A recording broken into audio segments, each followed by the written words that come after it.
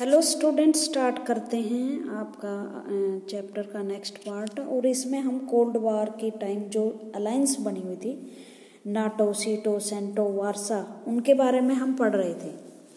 अच्छा, भारत जैसे देश उसी टाइम आज़ाद हुए थे नए नए, तो क्या भारत जैसे देशों पर दबाव नहीं रहा होगा कि वो भी ज्वाइन करें इन अलायंस को? बहुत दबाव था, क्योंकि एक तो उस टाइम भारत जैसे देशों का शोषण बहुत हुआ था यूरोपियन कंट्रीज के द्वारा, और उनको अपने देश के विकास के लिए पैसे की ज़रूरत थी।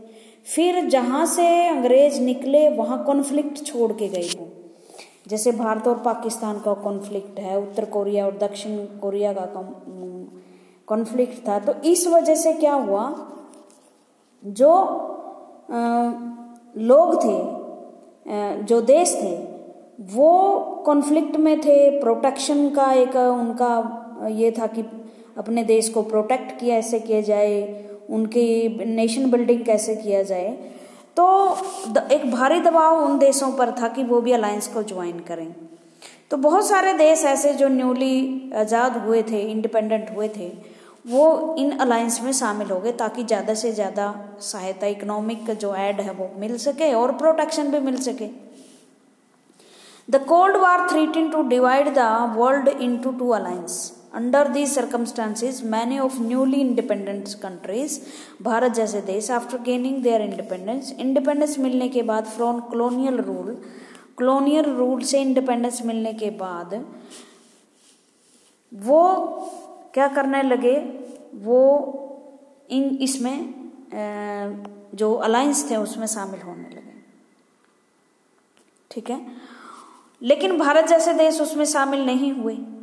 उनको ये लगता था कि हमें दोनों गुटों से अच्छी तरह से बना के रखना चाहिए। अगर हम एक गुट से बना कर रखेंगे तो शायद हम अपनी स्वतंत्रता को खो देंगे। ठीक है, Powers such as Britain and France were worried that they would lose their freedom as they gained formal independence.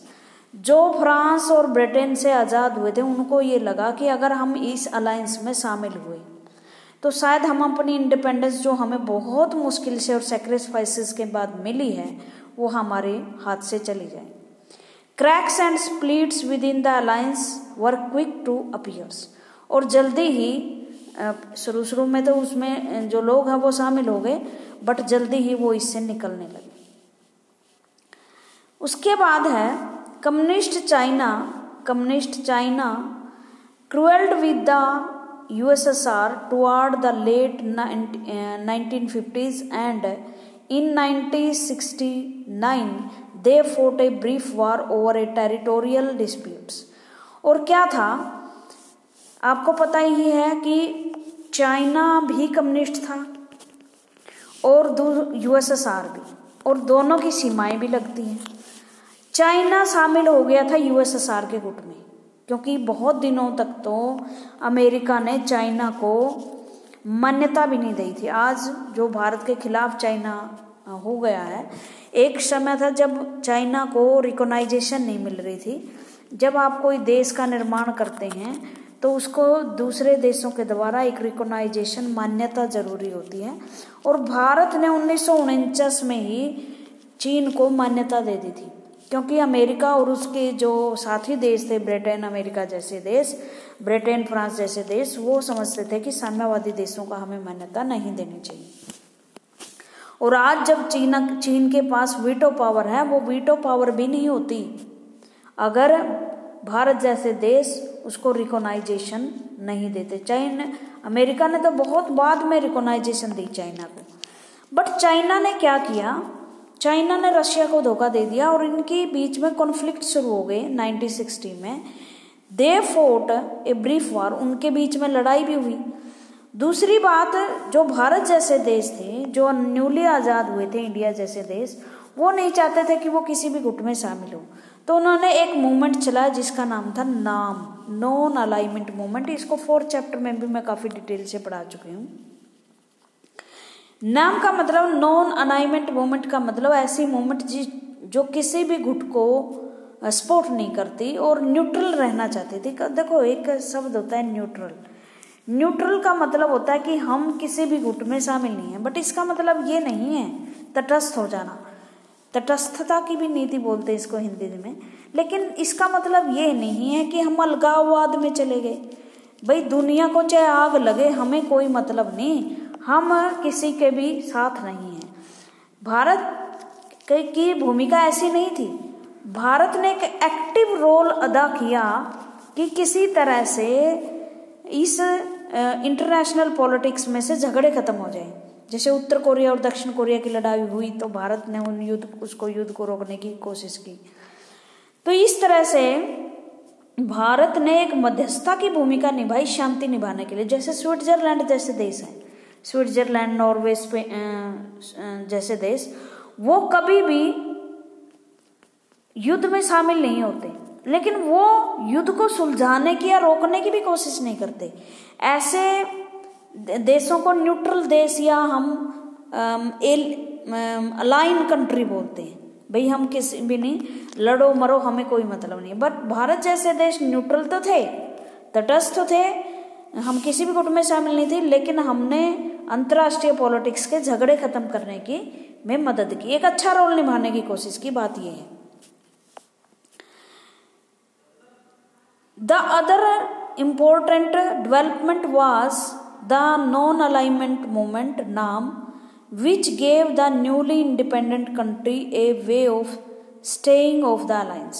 और इसलिए एक मूवमेंट चलाया गया। भारत के जवाहरलाल नेहरू, मिस्र के नासिर टिटो और सुकर्नो इंडोनेशिया के एक दो नेता और थे।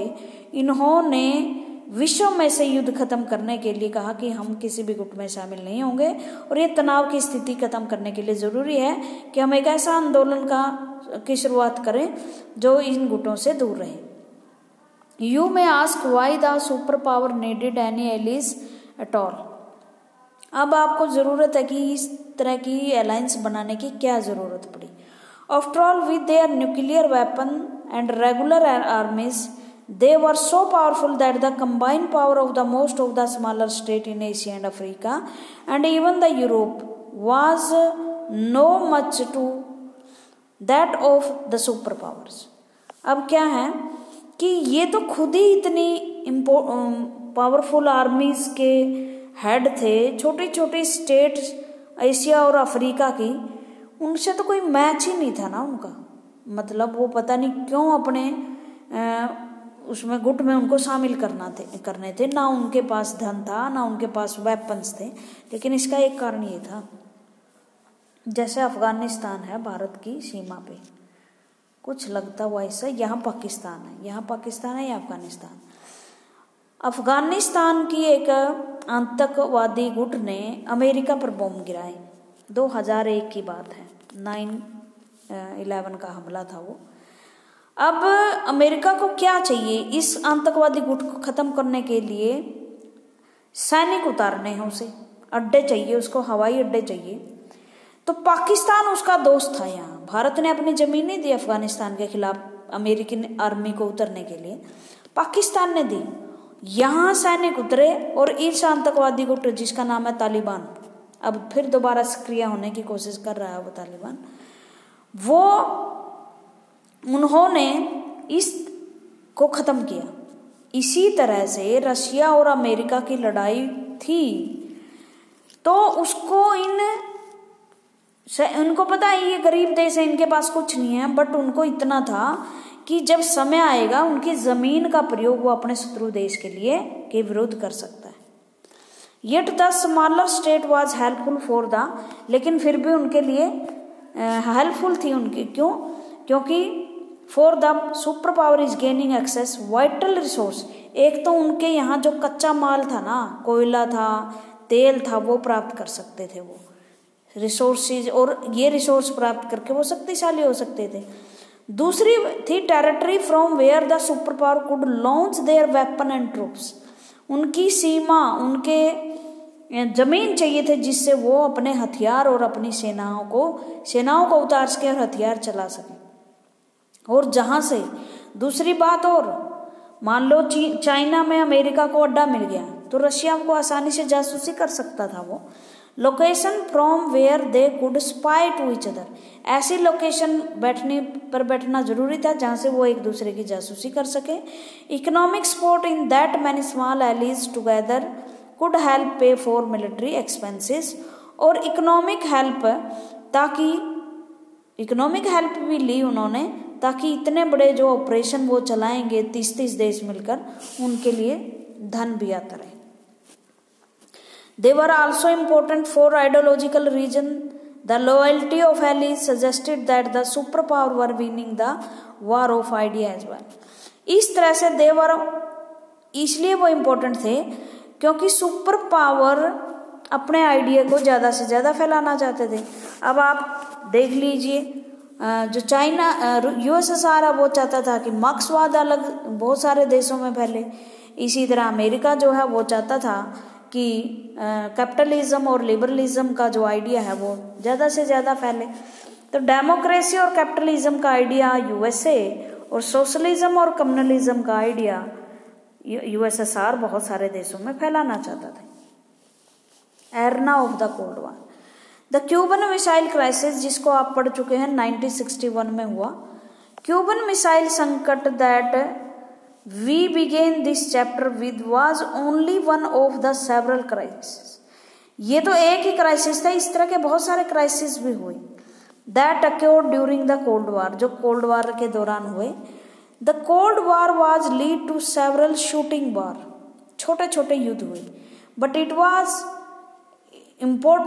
is important to note that these crises and war did not lead to another world war. लेकिन छोटे छोटे युद्ध से ही काम चल गया, बड़ा युद्ध नहीं हुआ। और ये बड़ा अच्छा रहा कि अमेरिका और रशिया का सीधा वार तो नहीं हुआ, बट जो छोटी छोटी दूसरी पावर थी वो आपस में लड़ बैठी। The two super power were poised for direct confrontation in Korea. जैसे उत्तर कोरिया और दक्षिण कोरिया पहले एक देश हुआ करता था। अंग्रेज वहां से निकले, फूडल और राज करो की नीति के तहत दो स्टेट बनी, उत्तर कोरिया और दक्षिण, नॉर्थ कोरिया और साउथ कोरिया। नॉर्थ कोरिया में कम्युनिस्ट पार्टी आ गई, कम्युनिस्टों का शासन, आज भी वहां कम्युनिस्ट शासन है। ये यूएसएसआर के साथ चला गया, यूएसएसआर का दोस्त बन गया। साउथ कोरिया जो था वो अमेरिका के साथ गया, यूएसए, वहां कैपिटलिज्म है, ठीक है। और इस तरह से युद्ध हुए। लेकिन आज दोनों देश बहुत अच्छे दोस्त बन चुके हैं भाई। कोरिया जो है ओलंपिक में इकट्ठी टीमें भेज रहे हैं। किम जोंग भले ही दूसरे देशों के लिए एक मतलब खतरनाक तरह के डिप्लोमेसी अपनाए हुए है, बट बहुत अच्छी बात यह है कि उसने दक्षिण कोरिया के साथ बड़े अच्छे रिलेशन रखे हैं। वो खुद वहां गए और बड़ी अच्छी दोस्ती होगी। काश हमारी भी अपने पड़ोसियों के साथ ऐसे मामले जो है वो सुलझ जाए। जैसे कोरिया का युद्ध हुआ, ये डेट याद रखना, 1950 से 1953, बहुत भयानक युद्ध थे ये। इतनी जहरीली गैसें, पता नहीं क्या क्या किस चीज का प्रयोग किया गया। बर्लिन जर्मनी को बीचों बीच बांट दिया गया था। एक तरफ ईस्ट जर्मनी थी जिस पर रशिया शासन कर रहा था, एक तरफ वेस्ट जर्मनी थी जिस पर अमेरिका शासन कर रहा था। 50s से 62 तक। कांगो का वार, कांगो 80s में हुआ था, 60s में हुआ था ये वार भी। कांगो आपको पता है अफ्रीका में है, अफ्रीकन कंट्री है। एंड सेवरल अदर प्लेसेस, जैसे भारत में भी भारत और पाकिस्तान का युद्ध हुआ 1965 में। डायरेक्टली दोनों देश शामिल नहीं थे, बट अमेरिका फुली सपोर्ट कर रहा था पाकिस्तान को 1965 और 1971 के युद्ध में। Crisis deepening as neither of the part involved was willing to back down. When we talk about the era of the Cold War, we refer therefore to area where crisis and war occurred to threaten to occur limits. जब हम cold war की बात करते हैं तो इसका मतलब ये है कि इस युद्ध जैसी कोई लिमिटेशन इसके अंदर नहीं थी, दूर दूर तक ये फैला हुआ था, कोरिया तक ये लड़ते लड़ते आ गए थे। A great many lives were lost in some of this arena like Korea के युद्ध में, वियतनाम के युद्ध में, अफगानिस्तान के युद्ध में।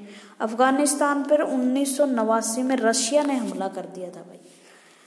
तभी ये अलकायदा है ना, मैंने अभी आपको जिक्र किया है इसी वीडियो में कि 9/11 का हमला हुआ 2001 में। अलकायदा ने तालिबान जो अफगानिस्तान का गुट है, मिलिट्री गुट है वो भी, और वो शासन पर कब्जा जमाना चाहता है। इस यूएसएसआर 1989 में यूएसएसआर मतलब रशिया ने किसके विरुद्ध हमला किया? अफगानिस्तान पर हमला कर दिया। ओके, ये सारी अमेरिका और रशिया की गलत देन है जो बाद में उन्हीं को भोगनी पड़ी। कैसे? ये तालिबान नाम की चीज अमेरिका ने बनाई थी।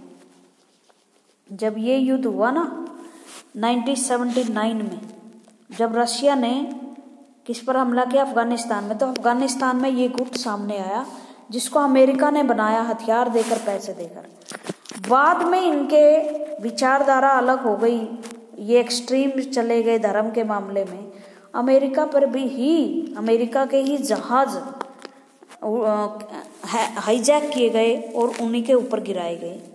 मतलब जो चीज़ अमेरिका ने खुद बनाई वही उसके लिए नुकसानदायक बन गई। और बाद में इसी तालिबान को हटाने के लिए हमले किए गए अफगानिस्तान में 2001 में, और काफ़ी लंबे समय तक, आज तक अमेरिकी सेना वहीं बैठी है। अब दोनों के बीच में समझौता, क्योंकि जो डोनाल्ड ट्रंप है वो इसी प्रॉमिस करके आए थे, इसी प्रॉमिस पे राष्ट्रपति बने थे कि वो सारी जगह से सैनिक हमारे वापस बुला लेंगे। तो अभी तालिबान और अमेरिका मिलकर कोशिश कर रहे हैं कि अमेरिकी जो सेनाएं हैं वो अमेरिका आ जाएं, और तालिबान भी ये चाह रहा है कि मैं भी शासक बन जाऊं अफगानिस्तान का। तो भारत के लिए बड़ी मुश्किल स्थिति है ऐसे में, क्योंकि हमने तालिबान को एज ए टेररिस्ट ग्रुप ही लिया है और हम उससे बात नहीं करते। जो वर्तमान की अफगानिस्तान सरकार है वो हमारी दोस्त है, इंडिया की काफ़ी अच्छे रिलेशन है अफगानिस्तान के साथ। बाकी तालिबान के साथ भी हमारे कोई गलत संबंध नहीं थे, फिर भी हम डेमोक्रेटिक देश हैं तो उसको सपोर्ट करेंगे। उसके बाद है in some cases huge military build ups were reported in many cases. Diplomatic communication between the superpower could not be sustained and contribute to the misunderstanding. Sometimes country outside the two blocks, for example, लेकिन कुछ देश ऐसे भी थे जो in military गुट से अलग थे, जो नॉन अलाइनमेंट मूवमेंट के कंट्री थे, played a role in reducing war conflict. मैंने अभी बताया था ना कि हमारा काम सिर्फ तटस्थ रह के तमाशा देखना नहीं था, हमने बड़ा एक्टिव रोल अदा किया कि इस कोल्ड वार की जो कॉन्फ्लिक्ट्स हैं, टेंशन्स हैं, क्राइसिस हैं वो ख़त्म हो जाए। और उनमें से हमारे एक लीडर थे जवाहरलाल नेहरू, हमारे प्रधानमंत्री थे, हमारे फॉरेन पॉलिसी को शेप देने वाले थे, उन्होंने बड़ी महत्वपूर्ण भूमिका निभाई। One of the key leader of NAM played a crucial role in meditation between two Koreas. दोनों कोरिया में युद्ध चल रहे थे तो उस टाइम नेहरू जी ने बड़ा एक्टिव रोल निभाया था दोनों के बीच में मध्यस्थता करने की, कोरिया, उत्तर कोरिया और दक्षिण कोरिया के बीच में युद्ध टालने के लिए। In the Congo crisis the UN secretary general played a की मेडिटरी रोल। यूएन जनरल सेक्रेटरी थे शायद यू थांट उस टाइम यूएनओ के, उन्होंने भी बहुत महत्वपूर्ण रोल निभाया था कांगो को से युद्ध खत्म करने में। By and large it was the realisation on a super power part that war by all means should be avoided. और इस तरह से सब्र को ये लगा कि युद्ध एक ऐसी चीज है जिसे बचा जाना चाहिए। That made them exercise resistant and behave more responsible in international affair. और ये ज़रूरत है कि इंटरनेशनल अफेयर में बड़ी जिम्मेदारी से व्यवहार किया जाना चाहिए। अगर जो देश हैं इररिस्पॉन्सिबिलिटी से काम करेंगे तो दुनिया खत्म हो सकती। As the cold war rolled from one arena to another the logic of restraint was increasing avoidant. मतलब चाहे कोल्ड वार चलता रहा, एक घटना से दूसरी घटना होती रही, लेकिन ये अच्छा रहा कि ये कोल्ड वार ही रहा, कभी हॉट वार में नहीं बदला। However, since the Cold War did not eliminate rivalries between the two alliances, mutual suspicions lead them to arm themselves to the teeth and to constantly prepare for war. लेकिन इसका मतलब ये नहीं कि वो उन्होंने अपने कहते हैं दांत तेज करने नहीं छोड़े। दांत तेज करने का मतलब हथियार इकट्ठे करते रहे, युद्ध की तैयारियां चलती रही, हद स्टॉक ऑफ वार्म, और इससे युद्ध के हथियारों का एक जखीरा खड़ा हो गया। तो आज हथियारों की दौड़ इतनी है कि दुनिया में भूखमरी तो है बट हथियारों की कोई कमी नहीं है। ठीक है, द टू साइड्स अंडरस्टूड। अभी एक बड़ा अच्छा उदाहरण बेल्जियम का आया था, छोटा सा देश है बेल्जियम, उसने अपने सारे मिलिट्री रिड्यूस कर दी, उन्होंने मिलिट्री खत्म कर दी और सारा पैसा हेल्थ और एजुकेशन पे लगाया। वो अपनी अभी कोरोना की वजह से जो चीजें चल रही थी, सबसे ज्यादा सक्सेसफुल देश था अपनी हेल्थ सर्विसेज में। तो ठीक है भाई, अगर जरूरत नहीं है सेनाओं की, हथियारों की, तो आप अपना जो पैसा है, अपनी जो गरीबी अनएम्प्लॉयमेंट है उस पर लगाओ, एजुकेशन पे लगाओ, हेल्थ पे लगाओ, लोगों का जीवन सुधारो। लेकिन भारत जैसे देश को हथियार खरीदने मजबूरी हो जाती है क्योंकि आसपास माहौल ऐसा है, हम ये नज़रिया अपना नहीं सकते। ठीक है ना। तो कोल्ड वार के कुछ इंसिडेंट हैं, बहुत इम्पोर्टेंट है, very very short answer question के हिसाब से। ठीक है, वो हम देख लेते हैं। 1947 में क्या हुआ? अमेरिकन प्रेसिडेंट थे Harry Trueman. Doctrine about the containment of communism, देखो इसे ट्रूमैन डॉक्ट्रिन भी कहते हैं, ये क्वेश्चन छोटा आ सकता है। ट्रूमैन डॉक्ट्रिन में क्या हुआ कि जो देश उस टाइम बर्बाद हो चुके थे, जिन्हें रीबिल्ड की जरूरत थी, उनको पैसा दिया जाए और उस पैसे के बदले जो कम्युनिज्म फैल रहा है उसको रोका जाए। उसके बाद 1947 से 52 मार्शल प्लान आया।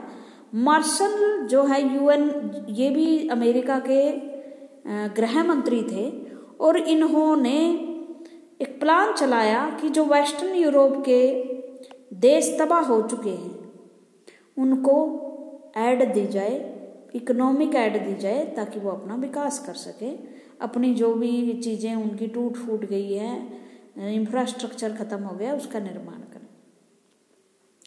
उसके बाद आपको पता है जो बर्लिन है वो जर्मनी की राजधानी है। जर्मनी को दो भागों में बांट दिया गया, एक पार्ट में अमेरिका और दूसरे पार्ट में Russia.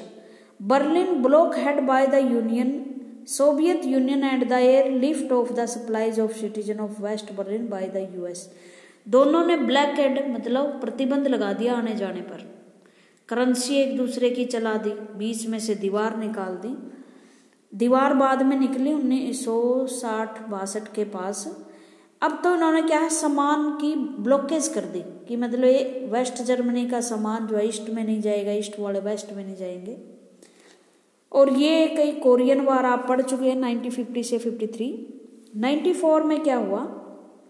Defeat the French by the Vietnamese of Dien Bien Phu, signing the Geneva accord, division of Vietnam along the 17th parallel, formation of CENTO. बहुत बहुत जरूरी घटनाएं हैं ये।